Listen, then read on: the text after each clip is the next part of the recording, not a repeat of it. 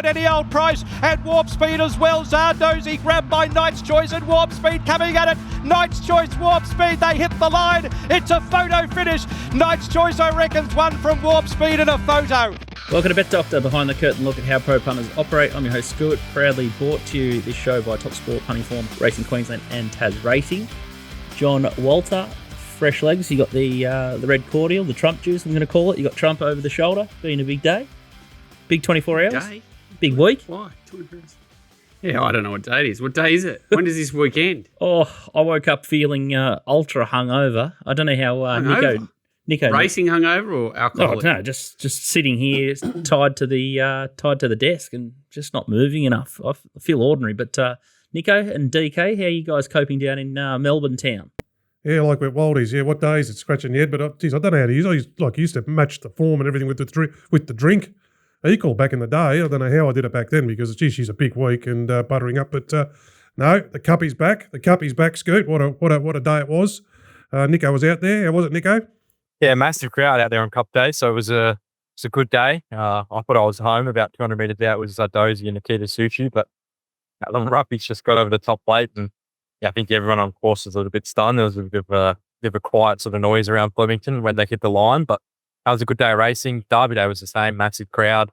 I'm just getting ready to heading for Oaks Day just after we do this little show. So yeah, hopefully a good day of racing again today. Trucks played pretty well, was pretty hard and fast on Saturday, but that's what you expect, and I thought a big positive from the Cup was all the horses pulled up well, so that's what we want. Nico going full trainer in the car park mode. It's impressive stuff, clear as a bell there. Let's have a quick Cup recap, last 600. Nico, you can talk to the race if you see it on the screen. If you can't, I can jog everyone through it. But what do you think here? I thought I was looking good with the Akita Sushi, just sort of loomed up. Maybe just didn't have the dash to put these horses away, sort of just grinded the line. When Legend pulled his head off, you sort of knew a long way out, Warband and Buckaroo were going to have a tough time from where they settled in the run. And here I just sort of saw Knight's Choice and Warp Speed coming through, and they've just finished way stronger than the rest of them. But third was a little bit unlucky. Was checked it a few times in the straight. They did kind of drop in when they really went for home. So probably just lacked that real turn of foot, probably the top of the straight to win it. But I could definitely see people making a case that he should have gone a lot closer.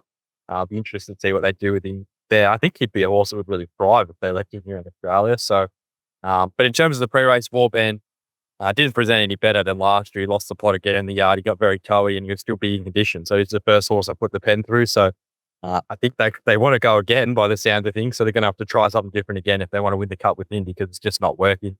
Preparation they've had, and yeah, Buckaroo was probably cruelled by the draw. I still thought he ran pretty well considering the way the track played and just the base shape. Yeah, he wasn't given much chance. You can only pray to baby Jesus that they bring Vauban out again. He's a stocky little bulldog-looking horse. How did it start favourite? It's just, or close enough to it. Well, it makes you... It had to start 20-1, and then the other one they came for was even worse. Like, what the heck? And then they sucked you into the race. It just looked like there was value everywhere, and Robbie Dolan, straight off the voice, Delta in his ear. Unbelievable. But no, great story. How did it get in the race? It runs second in a weight for age race in Brisbane. The Kiwi too? I think it ran third or something. It hadn't won a race since Christ crossed the Alps. How is it in the race?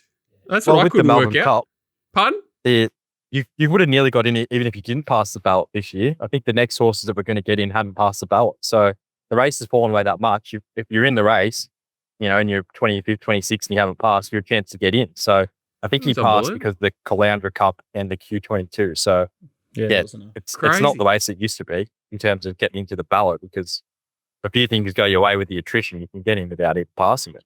Maybe. Yeah. It was just, like if he had a 3,200 metre run anywhere in his life, he probably starts 20-1. Everything makes sense.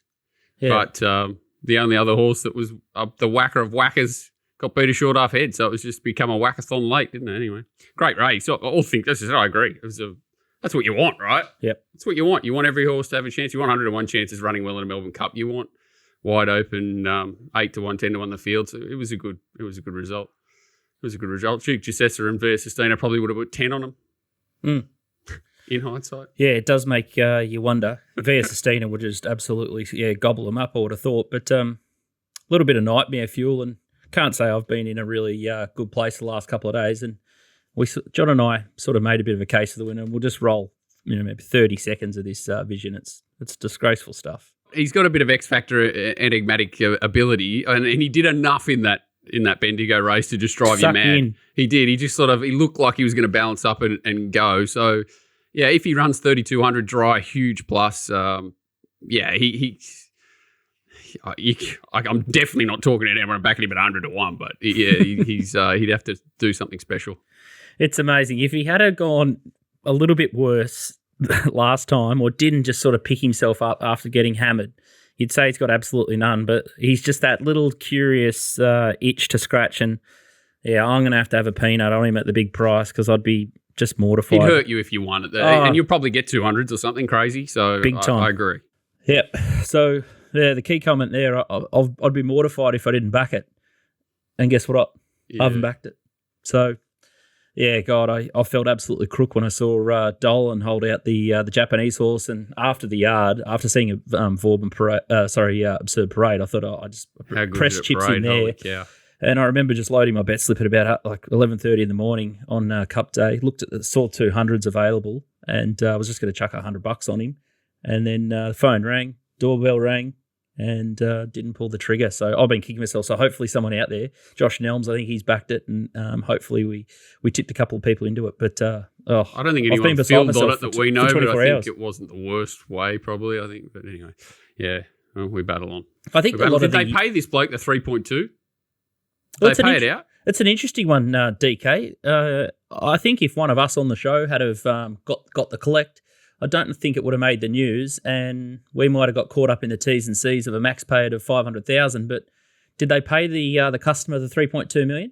They did. They made sure they got their PR's worth. And I think they got the phone call less than an hour after the race to say, yeah, we'll pay you, but is it all right if we use it in the media and things like that? So being the once-a-year Melbourne Cup punters, I think they got their mileage out of the extra payment through goodwill and mileage in the press.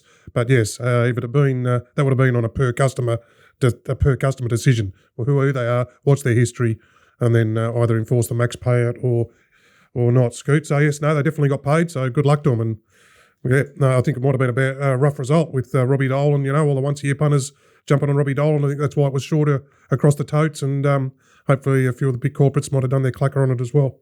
I've got a ruthless one that you'll enjoy, DK. When I was at an unnamed betting place working there, I haven't worked at too many, so it's not hard to work it out. And the boss who's now passed, so we can say that one of his mates gets the trifecta 10 times or something, and it pays like 10 grand. We were putting all the exotics back through the totes at the time to get the commission. So we've put it back, no stress. He's held him to the minimum. So we've won, we've got the money back plus com, and he's held his mate to the minimum, whether it was 10 or 20. No way. Yeah, the best. It was the best I've ever seen. That is absolutely savage. So we've crushed it back and then held the customer to the limit. That was back in the day, ruthless times. Yeah, we got him one day in a Mount Gambier Class 1, I think. Got the trifecta big, and I think it was Luxbet back in the days, and Matt Tripp was a mate, and Matt said, "Matt, what do we do about this?" He said, "Quick, take a photo of the terms and conditions before they change it. Change it." So and then we went through, ended up getting paid. Went through about 6-7 hours of and an hour, and ended up getting paid. But that was back in the day. But yeah, so you got to be those terms and conditions. Look out. Another sick one from Luxbet when I used to sit there. Oh, this is too good to give up. Same bloke sitting next to him. Anyway, I was betting to Luxbet through all our Smarties and that, trots and that. We've cleaned them up one day and all up or something. Next thing comes through, we're not paying you. We know you work for a corporate. I get an email straight to my boss saying, "Hey, mate, just want to let you know your staff's betting up on things during races on." So, it doesn't know that the bloke sitting next to me is half in with me, the boss. So we put them, oh, Jesus Christ. They were fun times. Oh, dear. Wonder if that still goes on. Mind boggles. Been cracking crowds. 88,000 Derby Day, 91,000 in attendance on Cup Day. Nico informs us pre-show that the cell towers need a little bit of a tidy up at Flemington. Okay at Caulfield, but a bit of a worry at Money Valley and Flemington. So something for RV to work on because so many people are trying to get on and have a bet. Thought the coverage on Channel 9's been outstanding. The talent, spot on. Again, they got Dolan on there. The flow of it's just unbelievable. There's a little bit of fashion element, but I think for a free-to-air program, I think they do a better job than Channel 7 at the moment. It's absolutely airborne, the Cup, which is great to see, and a big pat on the back for everyone involved there. Probably the the most embarrassing thing that I've seen throughout the week is something I picked up off Twitter. Tabloid Kieran has got it, and it's an image will pop up on screen. It's from the Daily Telegraph, I think it is, in the New South Wales publications on was it Tuesday or it must have been Monday for the Cup Sweep. They've gone to look for the Cup Sweep, and it's a big dance sweep. So you've got 16 meetings Australia wide, and I guess it's 15 outside of the Randwick meeting or whatever it was. And here you got Racing New South Wales on its own little island. Like, can you imagine the ARC or the Kentucky Derby or the Japan Cup being shunned by like a provincial state, and even going after and attacking like our best race? Like, I understand that they did it last year, but to do it 2 years in a row, like, it's just the most classless, tasteless act that I've seen for the year in racing. And just when you think that Racing New South Wales can't go to a lower depth of embarrassment, like here they go again. Yeah, they've all just sold their souls. In, pardon me, slight defence, apparently they did put both in some publications. Whether it was that one or not, I don't know. But yeah, like obviously that was the headliner. It's just a rip. It just doesn't, like, you don't need to spend the money they're spending on this day to get the crowds. It's completely irrelevant. Pardon me. Big dance, what is it, 3 million? They get the same field for what, 500? I know that Gringotts bypassed the Epsom and won the race, but does that detract from the Epsom? Why are you trying to suck horses away from what should be I don't know. Anyway, whatever. It's just, we've gone over it so many times, but it's just sad.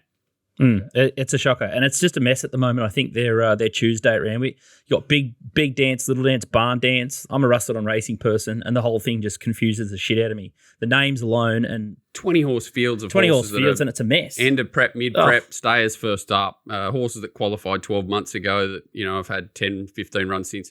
It's not like it's working as a target race, is it really? Like, I understand that Gringotts had good form and won well, but the other races not really. It's just, you think the money and the day could be celebrated and used elsewhere, but it's hard to fight these guys, isn't it? They just, if you upset them, they throw more money at it. Crazy. What's working is 110% market. So Tristan rolled out the Oaks markets yesterday, and he's got 3 of the Group 1s tomorrow at Flemington. So he's got Champion Stakes Mile and the Champion Sprint as well. So 3 till 4 on Friday, 110% market. So they're doing a good job at TopSport to try and drive turnover there, which is good.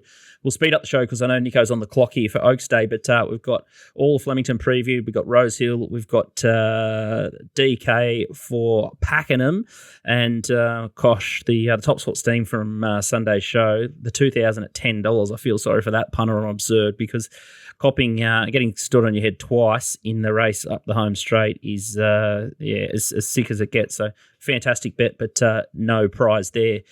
DK, Pakenham race 4. I'm just having a look at my TopSport screen here and to see if Tristan's reeled out of market, and he has. It's the Pancare Foundation Plate, race 4. Olney's the favourite, over 1,400 metres, $3. Dark Simba, $4. Brother Quickie, $4.20. Mr. Marigold, $7. Royal Infantry, $7.50 and $12, or much, much better the rest.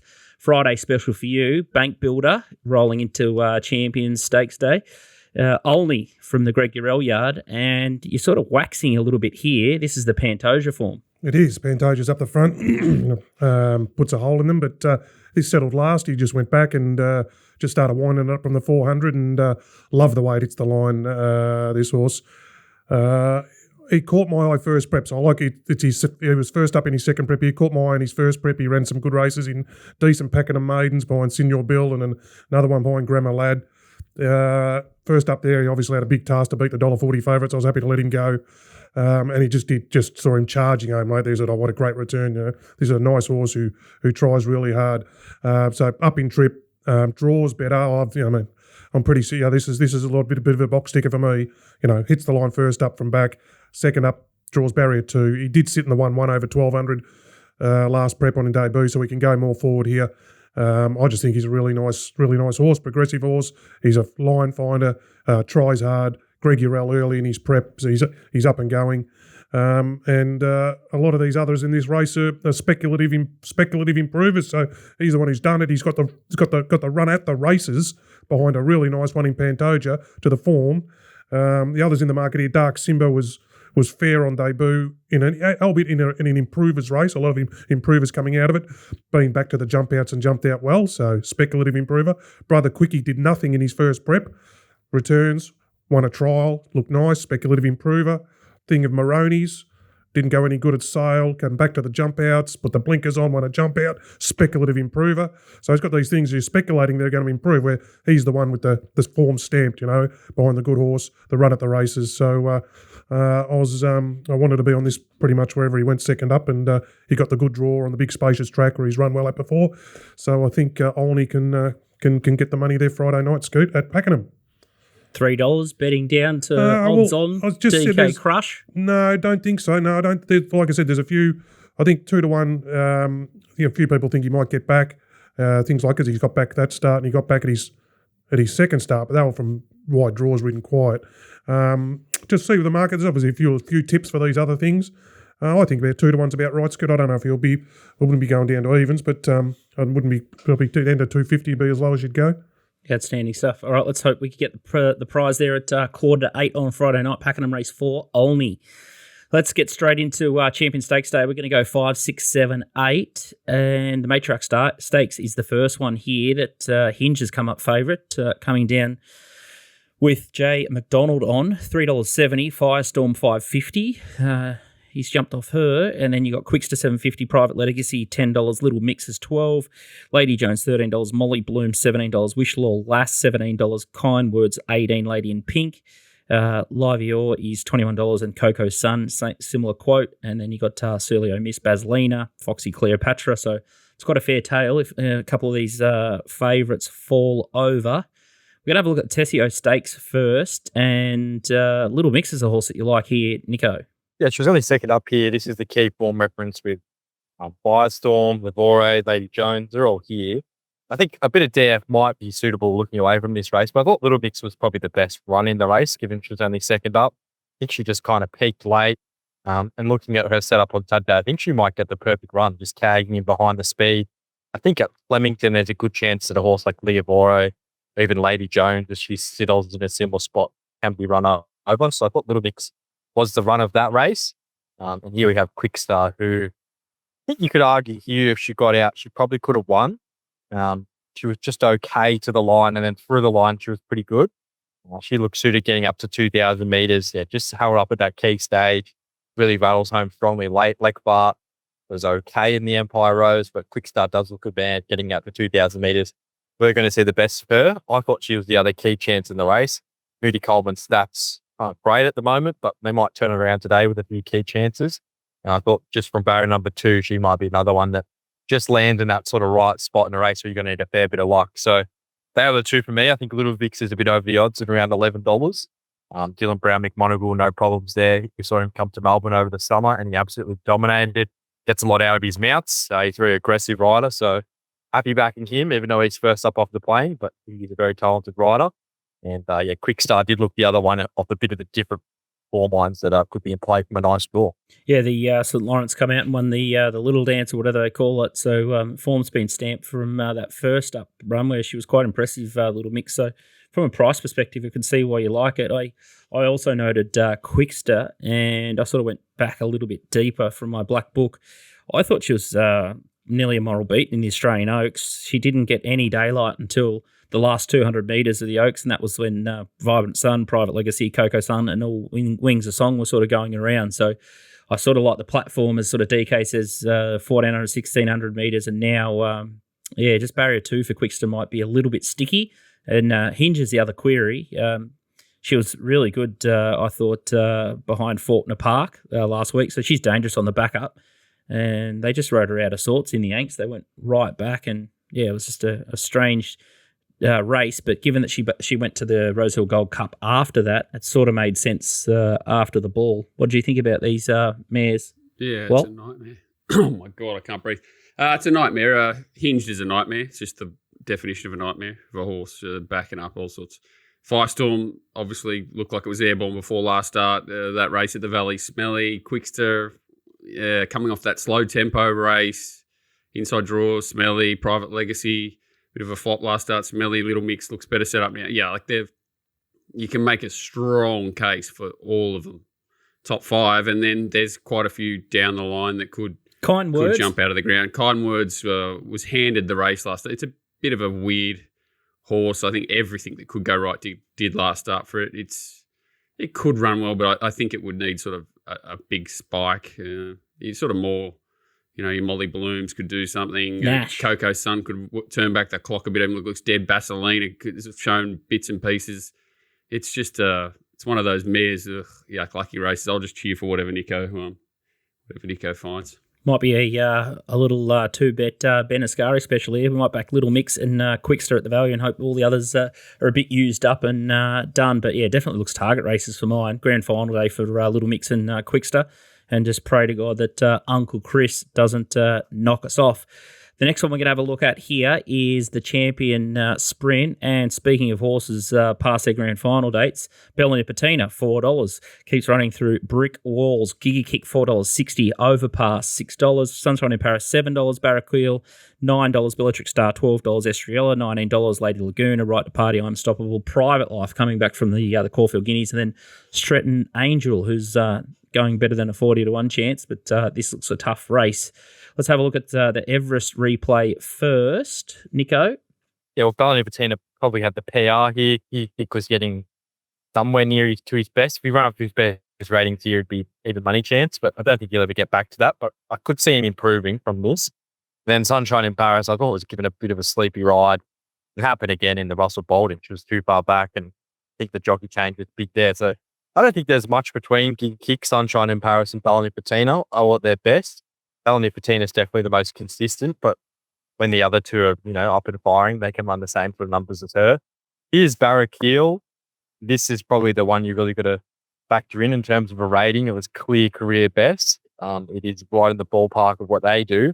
If you want to believe this is real, Oscar's Fortune was favourite. Did absolutely nothing. Morgan Glory is a 1,000-metre horse. Simon Sopper was out the back and had no chance. So I think the margin is somewhat flattering. But he did absolutely brain him. His 2 runs at Flemington were underwhelming, but they were on wet tracks as well. It just seems a much better horse on dry ground. So it's a fascinating race. And then you've got the speed map. You've got Overpass, who probably leads Estriella. I would have thought they'd take a sit on her. They're probably running for second or third grade, some black type on her pedigree. I think Lady Laguna will press forward with Nash. Thought there was a real opportunity for Sunshine in Paris to maybe get the back of Giga Kick or Bella Nipotina, given the horses drawn inside are a Bellatrix Star, or outside of Bellatrix Star and I'm Unstoppable, and they're both bad beginners. So you might just be able to get into a spot where she's right on the back of Bella Nipotina or Giga Kick. The way I've sort of viewed the race is Bella Nipotina can't have had much more favours in her last 2 runs, and Giga Kick was, really charging her late in the Everest. I think it'd be better suited coming back home to Melbourne. And then also Sunshine in Paris, which is way too far back into Russell Bolton. Quickest last 4 and 2 of the race. I think there's a real opportunity for them to turn the tables on her. I could probably play a bit of a bracket bet and potentially back both, but I think Giga Kick would be my better result. Set to peak, I like Zara on. Now he's coming back from the long spell. I think 4 stops in time you want to catch him. So Giga Kick from Sunshine in Paris for me. And I think Lady Laguna will run well. I reckon she's a good roughie if you're playing him. So she'll be on top of the speed and just keep fighting. DK, Bella Nipotina, you listen to the wireless a bit. Has she just been sitting in the bong hyperbaric chamber? And I think your little fella, little Isaac, the superfish, he might need a little bit of the hyperbaric chamber. I reckon if you put him in there long enough, he'd be winning everything too. He would, Scoop. He's off a setback though at the moment. He's on the couch. He's cast on the couch at home, playing a bit crook this week. So anyway, he's off a setback. The hyperbaric chamber do him the world of good. But no, she's airborne up there with her. She's still got I know she's run some very good races down the straight and hasn't been beaten far in new markets and this race last year, but she's still she hasn't won a race from 10 goes down the straight. So it's it's advantage some other runners here. I think coming here, she seems to be flying up there that way of going. So I think Nico's right back to Giga Kick sort of gets the edge coming back to the straight track, in my opinion. And then I'm interested in Sunshine in Paris. Walt's 1A in the fan club there, isn't he? So we'll see what he thinks there. Yeah, it looks like, why is Iron Unstoppable in this race? Why didn't it just find any other race in the world, Iron Unstoppable? Like, it's just absolutely ready to win any other race. Like, what the... Anyway. I think Sunshine in Paris each way, if you want to have one bet in the race, is the only way to go. J-Mac just the reason why, and perfectly set up, 30 back to 2. She said, like, ran a huge last 800 last start and peaked for mine and still was closing. So back to 12. She doesn't normally get this deep into a prep, but she looks fine. Is Estrella in the race to put speed on? I don't know. Why is it here? Why is it in this 1,200 metres down the straight? Because it can't run 1,200. Yeah, will it just drive over past Mad? I think Barrack Hill's going better than any horse in Australia. Its last 2 wins, I know they've been not this sort of class, but the horse is airborne, horribly weighted their last start, gapped them. Again, horribly weighted here, even though I'm sure it got absolutely poleaxed benchmark-wise last start, but gets the dream run behind them if it's okay, sort of inside draws. But yeah, I just think making it less complicated, Sunshine in Paris each way looks great, $7, $8, whatever it is. It should get the right run, J-Mac, and should be strong late and gives you a great run for your money. Yeah, I'm a little bit surprised with Sunshine in Paris. She's racing like she wants 1,600 metres. I thought she'd be in race 7 instead of the sprint. So it'd be big egg on my face if she comes out and wins, because I've got her totally wrong. But I'd be stepping her out to a mile. And I'm perplexed at the why Private Life is in this race. Caulfield Guineas freshen up back to 1,200 metres. This will have to be the second coming of Christ to win this. It should be at stud now. Hey? It should be at stud now. Take advantage from winning the lottery last start and just throw it straight to wherever it's got to go. See you later. Bye-bye. It's here because Waller knew he wasn't going to win the Coolmore, so he just might as well dodge Switzerland and come in because there's no chance of beating him. Probably nailed it. But yeah, I'm a little bit sick. I've read it the similar way as Walt when I've had a little mental health bet because I've learnt my lesson quickly. And I've had something small on I'm Unstoppable because I think he's had 2 barrow trials and he's the horse that looks purely set for this race. And I find that there's a fair few of these horses that this is an afterthought or not quite their grand final. So I'll be praying that down the outside, Matthew McGonigal kicks it home. Why have they found Harry Potter to ride these horses? Where'd this person come from? He goes all right. Down the straight at Flemington? I don't know. Yeah, neither does he. That's the problem. Hey, Timmy still gets lost going down there, so how's old mate from Harry Potter going to go? Don't know. As long as it's not Holly Doyle, I'm fine. Oh, my God. Yeah. Champions Mile is the next one. And, wow, some controversy this week around Pride of Jenny. Our poor old Deck. Trevor Lawson's man's got the lemonade there, $5. What about this race? Antino, $5.50. Mr. Brightside, $6. Broadsiding, $6.50. Fangirl, $7. Another wheel, $10. Steffi Magnetica, Amelia's Jewel, My Oberon, Desert Lightning, Pinstripe, Von Hock, New Energy out the gate there at $91. Yeah, you dead set put a Buddhist monk in a straitjacket this race. This is a joke. Trying to work this one out. Good luck, Nico. Don't know what Benny Millham's going to do, Nico. He'd be damned if he does, jags it and runs on, and damned if he doesn't. So, gosh, he might be a one-hit wonder on this horse, but. The replay that you like and the form reference is the Cho form, the My Oberon, the King Charles form. And here she is, prior to Jenny. You think it's going to be a carbon copy of this? Maybe. Well, Jenny might not be a factor given her Cox Plate run. Like if she runs as flat as that, she's got no chance. I think My Oberon proved he can card up the field in this race and still be right in the finish. See what gets over top of him late. Jenny might not be at this level she was on this occasion on Saturday. I think he will be set to peak. He's had a good sort of lead into this race. I think he's the one again that probably carts up the field, and he's so tough, this horse. If you go back through his best ratings when he's run against sort of Fangirl, Mr. Brightside, even Jenny on dry ground at 1,600 metres, he's right up there with them. He hasn't beat them, but G's been very competitive. In a race where Jenny could be irrelevant, Fangirl's going to get a long way back. What do they do on Antino? They can't ride him like they did last start with Jenny in the race. You'd have no chance doing that. He's a slow beginner. Broadsiding could go forward or back. They have a horse left after the Cox Plate. The Cox Plate form hasn't been the form for this race across the journey of the race. Now they're back from 2,000 metres to 1,600, but it has been a day where we've seen Cox Plate runners just be completely over the top. So I went looking for a horse that was a little bit fresher. He gets the perfect run on the map, and the horse is chasing him. I think Amelia's Jewel will be right there with him presenting. Mr. Brightside, best is definitely good enough. His figures recently haven't been as good on dry ground. So that's probably the way for mine. It's probably not that too much of a different horse to My Oberon at his best on dry ground. So I think it just could be a real race where it's up to who gets the best run and who takes the opportunity. I really think that could be My Oberon. If Jenny's falling in a hole, he'll definitely look the winner. I think off what he showed last start, he's tough enough to hold a few of them off. So I think he's a great bet at around $26. He's definitely not the class horse in the race, but the class horses all have question marks around him. Fangirl, if it was a sit and sprint, she'd probably win it, but she's very exposed in fast run races, as we saw last start. And I think even if Malum doesn't go as quick as what Bates has in the past, it still has to be at least above average for the Group 1 standard with Jenny. If we're just going to sort of rank her off what she's done throughout her whole career, she's definitely going above average, which I think you have to do. You can't really predict her doing anything else. So, I think my Oberon's just the opportunist here. The right run, keep Nash, dry ground 1,600 metres. I think he's the one that could run a big race. DK, this is right up your alley, this sort of race. Usually Lightly just go, raced. Hey? On the up. Yeah. Yeah. I mean, I know we're a betting show, but Nico's right. But find the 20-1 chance have spec on it. How can you have a bet in this race?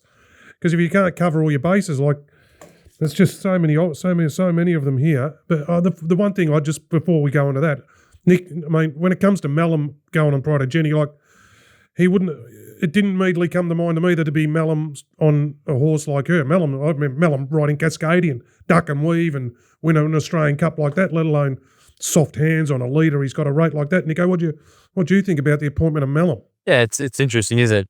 Doesn't seem like Bates has done a whole lot wrong, but whatever reason he's not on. Yeah, I kind of agree. I don't really see Malum as like a real front-running rider. I think it was a scenario where a lot of the other riders are probably already locked into the other rides. So might have just been that he was the best of the rest that you could get. He's a very talented rider.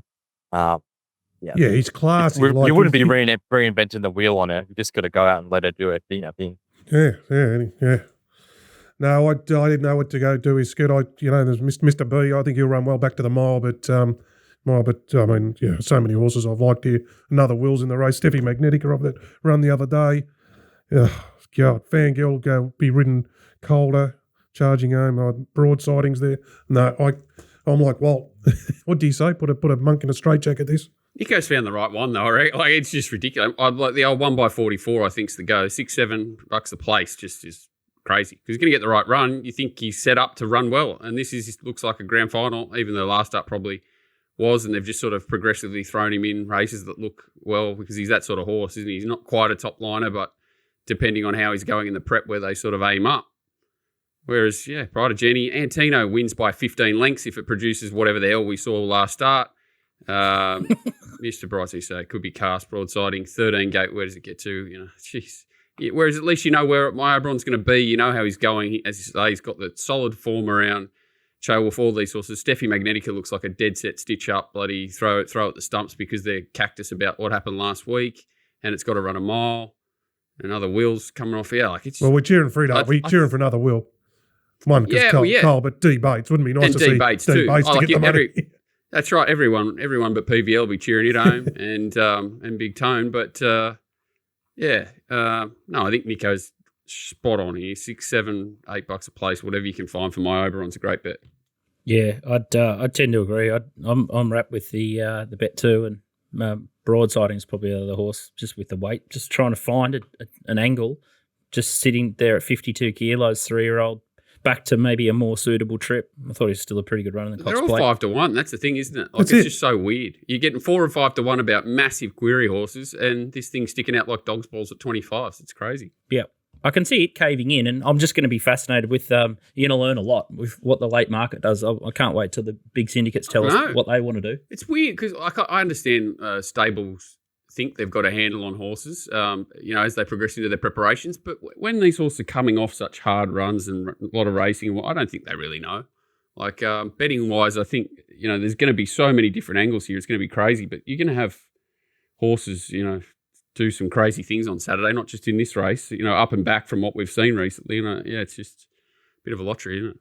Yeah. It's some of the races, especially the last couple that we've just previewed, they're just almost paralysing because, as you said, like they're coming off so big a peak, you just don't know what to do. Which is probably good from like a public racing perspective, not just like us who want to try and win on every race, blah, blah.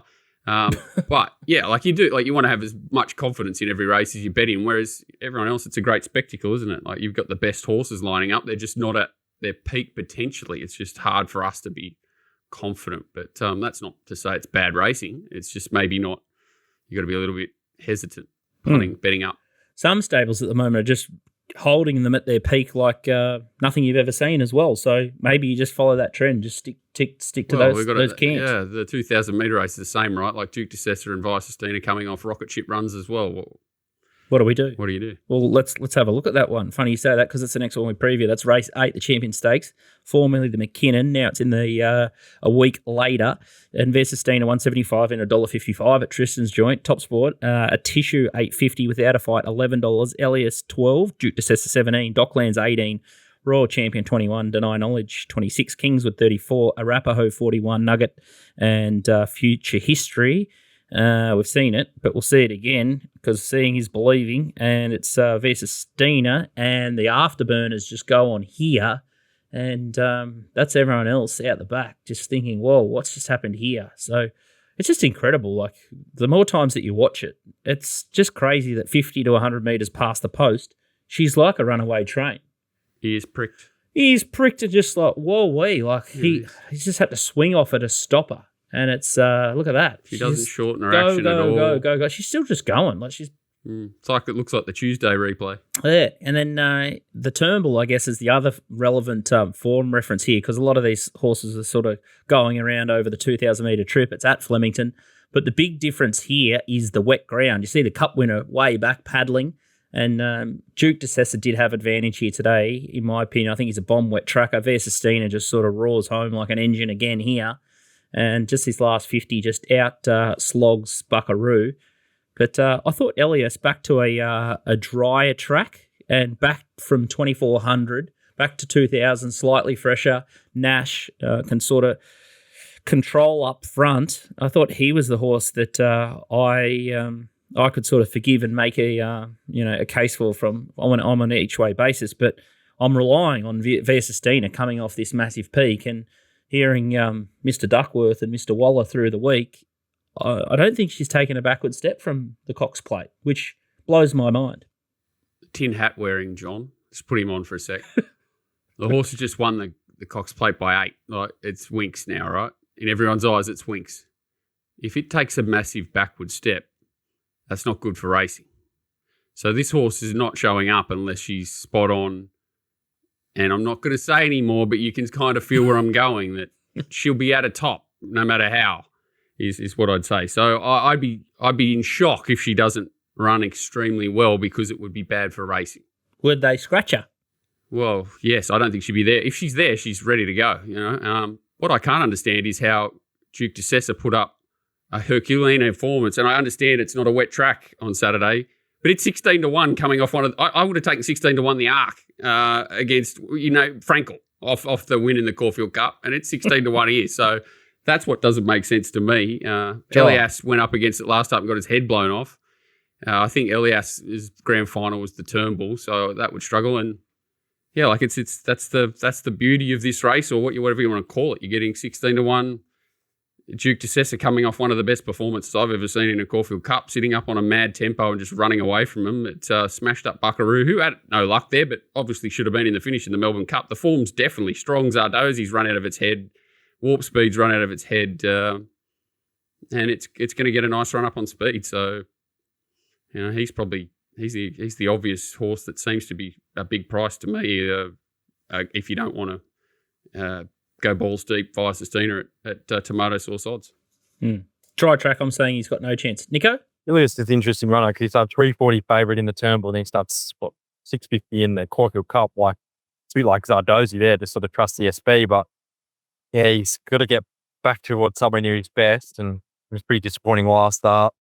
Why one angle on the race was out of the yard? I thought Docklands actually needed to run in the Cox Plate. He just didn't look as fit as the other horses there, so I would expect him to improve.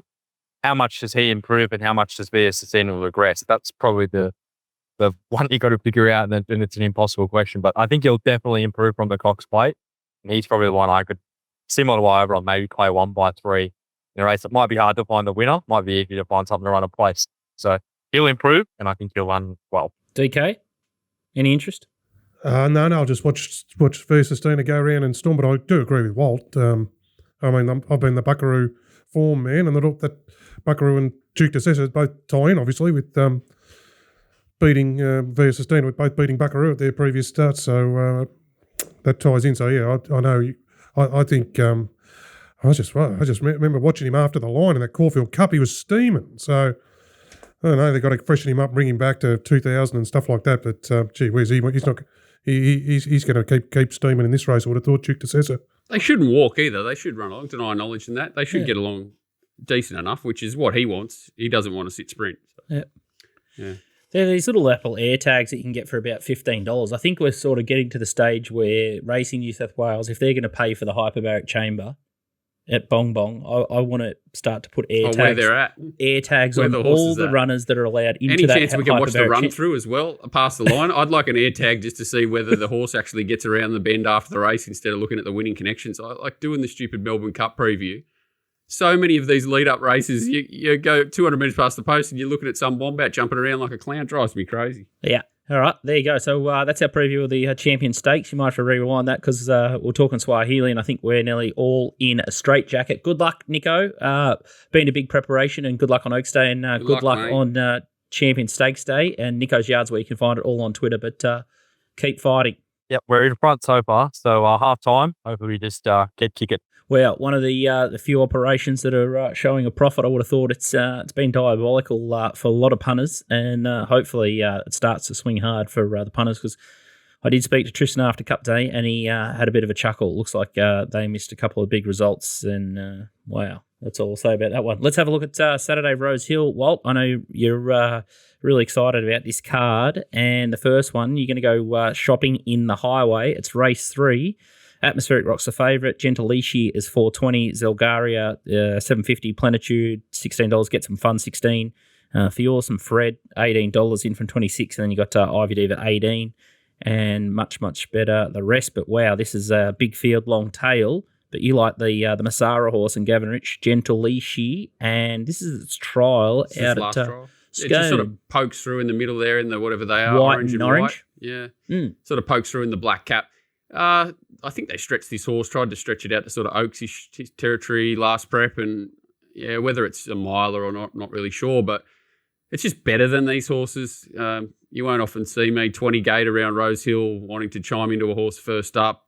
Zachy Lloyd can sort of get a bit lost at times too, but he does switch on a bit more for Arrowfield. I think takes those rides a little bit more seriously, and yeah, hopefully the pressure of 20 runners it just sort of brings this horse's stamina to the fore. If you watch any of its sort of wins, its trials, it just finds the line, this horse, especially in this sort of grade. And it just stands out class-wise. Atmospheric Rock's dangerous, but he's quite beaten up, I think. He's had quite a few runs now and sort of looked a tired horse across the line the other day in a much deeper race. I think it ran against Overpass. I think it was in that race, so I'm not sure what that was all about, but carries a big weight here. If it sort of bounced back, it's dangerous, but otherwise, I think you sort of just any sort of cover blends and gets to the middle. This horse will be ripping home, and you're not get. I expected it to come up $2.50. You get out to $3 and sort of you just watch it, but sort of $4.20, $4.50. I think that's well and truly fair enough to take the risk of this horse not being able to round them up because it just has quite a bit on him. I think. You must have an absolute horn for that one if it's Zach Gate 20. Yeah, it's just not a bad horse, you know what I mean? Like this horse, they've tried it in listed grade, they've tried to get it out to a trip and failed a little bit. J-Mac even sticking with it. I know it's Arrowfield, but even him sticking with it for a few runs shows that he thinks the horse has sort of got a bit of progression about it, and it does when it hits it doesn't stop, and that's what I love about this horse. He just doesn't sort of find the front and fall in, which a lot of these highway handicap winners do. This sort of horse is charged through the line every time it's won. So every time it's been placed to advantage, it's sort of put a race away, and I think it is here. It just needs some luck for sure, and I'd rather it's drawn 20 than 1. All right, so you just take the $4.20 at TopSport and then just get to your My Little Prayer book. And prayer book pray change to the -3-16 Zach. The Zach for Zach chapter 316 or something. Was that Stone Cold? What was Stone Cold's 316? We'll need all of that. Yeah. So we'll pray. So yeah, that's Rosehill race 3, and it's number 5, Gentilici. So we'll start the day off nice and early there at 1:30 and bank on Zach Lloyd keeping it out of trouble. The Hot Danish is the next one that Walt's going to have a look at here. And Magic Time has come up favourite here, $2.40 in the Hot Danish. Zach Lloyd again. Belclair, $3. Alentia, $5. Arctic Glamour, $8.50. And then, wow, even Donnie jumped into my DMs and said, what the heck are they doing with Navy on the highway down there? This is a big jumping grade, and I see Timber's got the ride there, $17. Yeah, it might just be a bunny for Belclair or sit outside Belclair. That's about as much as you'd expect the horse to probably do in the race. He just adds to the speed. If anything, he'd probably an issue for Magic Time, because if it wasn't there, I think Magic Time would slide forward and either sit outside Belclair or something like that. But Tim being on it, I think creates a problem for Magic Time. I just kept it simple here. I thought Belclair was dominant over Magic Time in this race here. It was the best ride you've ever seen from Nash. I understand it was only second up, so she could improve. I'm a bit worried that she's still behind the 8-ball, glue on shoes and things that sort of gone on with her earlier in the prep. And I thought Belclair just sort of was way too good for her here and way too strong. And I thought all her runs this time in have been good. Like, she got the head blown off by Schumacher first up, then was a little bit underdone, sort of run up to win. Then they took the blinkers off and this was the result. Should just get either lead or control, sit outside Navy, whatever. I just hope Tyler doesn't end up behind it. That's probably the only way it could get in trouble. And Magic Time could end up outside leader in that case. But if he just sort of kicks up and either make Tim work to cross him, sits outside him, or leads and controls, I think just keep it simple. Alentia can improve as well, but I thought she was sort of a peak late there and got beat 3 or 4. She has to sort of produce a much better effort around Rosehill, which, they've got to come and get Belclair. I understand it's 25 to 2 to 1 now. She might get out a little bit. Usually they do when they're coming off a big SP. But I thought the obvious was right in front of you here with Belclair. She's absolutely flying. Yeah, I think they'll duke it out, the top two in the market there. I thought Magic Time would be cherry ripe to peak, but I was a bit taken by the fact Alentia had been $7.50 into $5. It must be this magical Waller third up spike theory that everyone's running with. Well, I'd rather save on her personally, just because, you're getting that whatever 7. But that's only if the first 3 somehow just decide to destroy each other, which, is a chance. That could just get a bit itchy from an outside draw. There's no Nash on Magic Time today. It's a big change. Nash to Zach and an awkward draw won't do him any favours. So unless he somehow gets very lucky and sort of slots in behind him a bit like Nash did last start, I couldn't get Magic Time that short. But if they all go nuts, I could see Alentia certainly improving, but she needs to. Rose Bloom, the French import. Yeah, don't know a lot about it, but trials are right. Yeah, trials are okay. Just weird placement, isn't it? Weird placement, and again, want to see betting late. I didn't. It's tiny. I didn't feel like it was a race that they've tried to get it ready for, but betting will give you probably a good horse to keep an eye on. Any sort of strong go late you could entertain and sort of chop out for sanity. Looks like an ant, as Nico would say. Race number 8 is the 5 Diamonds, 1,800-metre race at Rosehill. This is where I thought Dockland should have gone. Looked cherry ripe for it with 56. So it's come out, has it? Yeah, it's come out. It's been scratched, so it'll be heading in the 2,000-metre race at Champion Stakes. But, Territory Express now favourite with that scratching, $4.80, Attrition $6.50, I Know a Star $7, Lindemann $7.50, Yellow Brick $7.50, Kingswood still... Missing a 0, Yellow Brick. Kingswood's still dual nominated, so it hasn't come out of this one. So maybe it comes out of Melbourne and it's going up to the 5 Diamonds. So 1,800 is an interesting distance for that horse. Pericles $11, Relentless Voyager $17, Freedom Rally $20, New Endeavour $21. And you got Major Beal, Radina, Sounds of Heaven, more Victoria, Straight Acer, Osipenko, Holy Mans, and Magnaspin. So monster tail, this one, if the favourites all fall over as well. No replays, would have to show far too many. Territory Express, we bet up last start for the Syndicate, missed the kick, probably something beaten the Prelude, 1,800 metres, should gobble that up. Yeah, sure. It's just a nightmare of a horse, isn't it? And obviously up in class, getting a sort of similar sort of price. It's still probably the only horse I could back. This race to me is harder than the 2,000, mile race that we looked at from a mental health perspective. It's really tricky. I don't know. Attrition was really good last start. The Redina's Desert Lightning, is it running? I think it is. Or is it not? I'm not sure which one it come out or not. Anyway, Lindemann can go forward and peak. It's well set up. They're going to go quick. I Know a Star, query 1,800. Definitely. Gate 1, 2, like she's probably going to give it a kick in the guts. And then, again, they could get running here. It wasn't quite clean away the other day, and she sort of was lucky that she was drawn a spot. She could get moving. She could get landlocked on the inside. As I said, I think Yellow Brick's looking for 1,200, not 1,800, so I just don't understand why it's in the betting at all. Kingswood's interesting, and I Know a Star are interesting. They're probably the two horses I sort of kept coming back to, and the rest I couldn't. And maybe Lindemann, because it's got a bit more upside into in the prep, Attrition up the top. But yeah, I think it's diabolical, the race, to be fair. Another one of those races, yeah, like a lot of angles, but it's just a bit of a nothing race to me, and I don't want to know how much they're racing for. Yeah, free bet, I'd probably back Territory Express, but outside of him, it becomes a really big headache because there's just so many horses that look really well set up here to run a massive, massive race. And even a horse like Holy Man's, I thought he was a really good effort in the Five Diamonds prelude.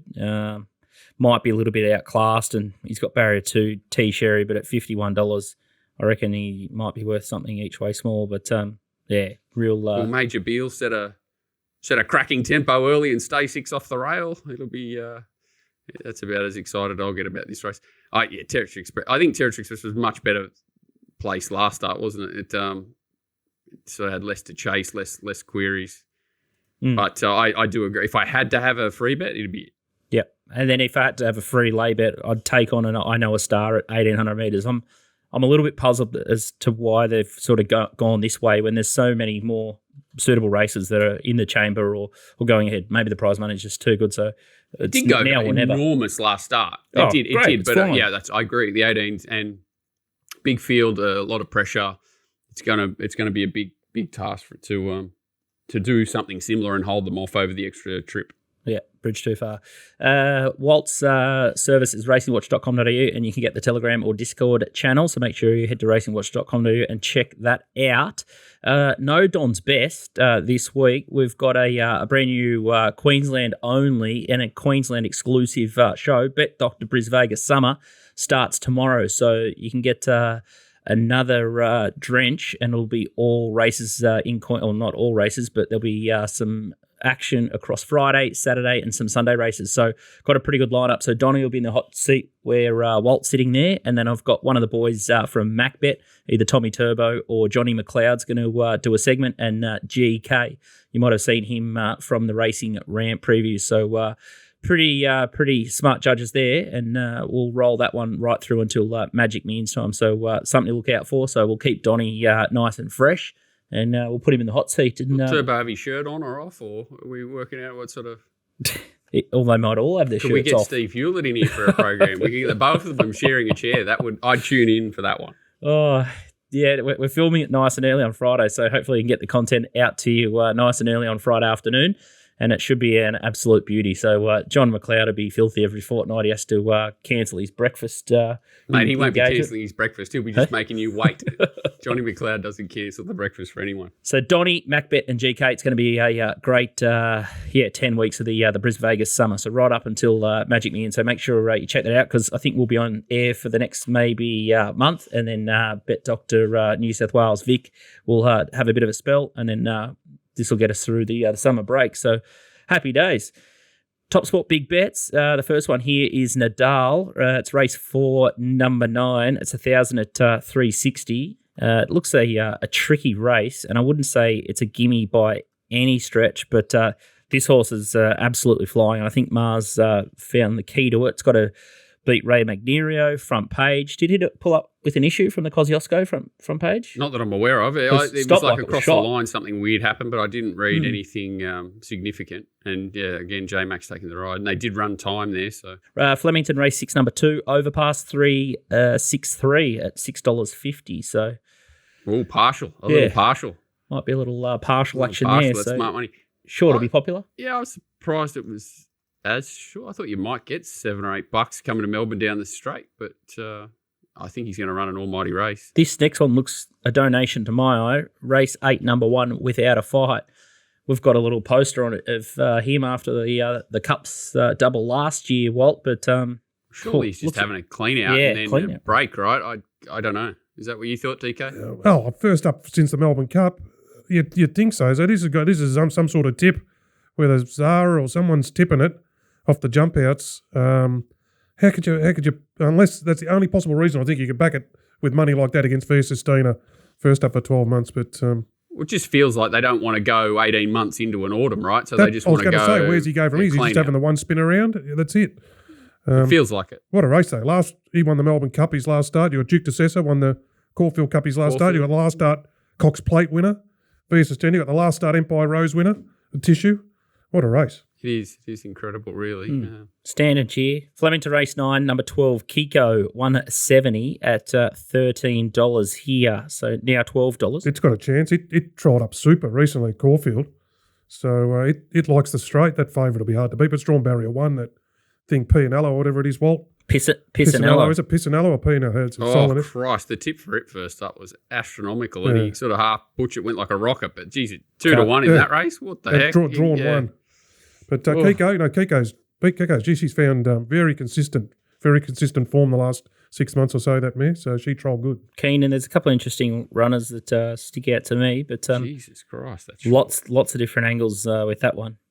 But yeah, not the best form, but yeah, as you say, Walt, they just jumped out of trees to back Pisanello, didn't they? Did they put up a better price early? Did they? Oh no, just last day. Oh, last day, yeah. Insane. Well, they just took any price. It was over the line. It was I remember it was finished. $2.50 in the morning, first up, drawn awkward. You were like, oh, they might get to $3. This next thing is $1.80 and never move. So, yeah, it's obviously airborne, and it does look I remember it was run at Scone or somewhere one day. That's It's put in a couple of freakish runs that went enormous at Wyong. Obviously in a lot lower class, but maybe it's just gone to another level physically or something. And it wouldn't surprise me if it blew their heads off. But very short 2-1 gate 1. No rush to bet there. By that stage, like we're talking 2 days of racing, last day, what's the wing going to do? Up the straight, you'll get a good guide of where the best place to be is in the champion sprint. So maybe bet that one late in the day, and hopefully you got plenty of bullets and got a big lead because it's the final race of the Carnival. Well, especially with favourites, there's no real reason to line in early. If you've got fine angles on 15-1 chance, they're right to chip away, and it's a tough day to want to steam into shorties early, I think. Outstanding stuff. Puntingform.com.au is where I do the form, so make sure you jump on board with those guys. And I think, and I'm going to stick my head straight back into it after I turn the show off because, there's so many races and so many places to do form over the next couple of days. Mate, you got Hawkesbury today, like the Flemington of whatever you want to call that. Pakenham tomorrow night. I got to send a video this morning that they've cut the grass as short as a bowling green on Tuesday. I don't know whether it was by mistake, whether they dropped the mower or what, but it could be a fast one there at Hawkesbury for anyone. I'm probably halfway through the card and everyone's already cursing the joint by now, but... I think unless a storm comes through Hawkesbury, she'll be hard and fast. They might be coming in off a length there and scooting away up in front. Yeah, outstanding. And that's the other thing too, just as a little side note. A lot of people are saying, oh, no, I would have rather the edge off the track over the last couple of days at Flemington. But I think the fast racing, we've had no stories about horses pulling up badly. I thought Saturday's watering of the track up in Sydney was borderline disgraceful, whereas the last couple of days we've had no dramas. Well, even Melbourne Cup Day, they were coming 8-9 off the fence at Randwick for no reason. It just looked like the fence was absolutely cast. Got lost in translation because no one really cares, and that's fine. Like it's definitely the highlight should be on Melbourne, but overwatering the track is certainly is a bit of an issue in racing, especially up north in North Korea. All right, big thanks to you, DK, and we'll see you next Thursday when life returns to normality. Looking forward to it, Scoot, but looking for a big finale to what's been a great week down here for racing. So, Saturday's going to be absolutely sensational. So, no, still the best week of the year, no matter what they do up in North Korea. You can't top Cup week down here. All right, AirTag. I want Apple AirTags on all Seamar horses, that hyperbaric chamber. Can't wait to see what Bella Nipotina and some of these Learjets do. Can they hold their top? We'll see. See you next week.